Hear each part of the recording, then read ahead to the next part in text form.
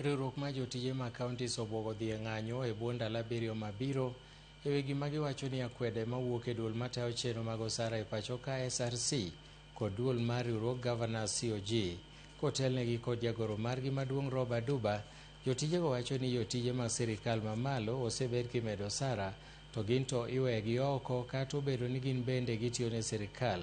Jotijego koro dwaro mondo duol mar Governors kod SRC olalre mapiyo kendo ket chenro mar meto mar osara ne jotije duto mag counties 47 mana kaka osetim ne jowetegi mantiere e sirikal mamalo.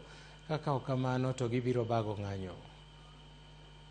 By excluding county workers from the salary review adjustments as provided in labor laws, the SRC and COG have effectively classified county employees as second-class public servants.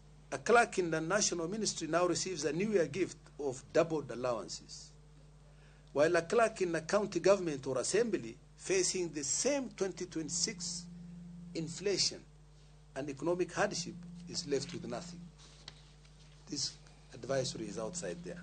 SRC must immediately issue a backdated implementation framework to July 1, 2024 for all county employees. The Council of Governors must immediately declare how they have utilized the funds for the SRC, funds the SRC advised them to allocate for salary review. Take notice, therefore, failure to address these grievances, this is to the Council of Governors, to address these grievances and provide a clear roadmap for implementation within 7 days will leave the Union with no option but to escalate this matter and initiate national industrial action across all the 47 counties.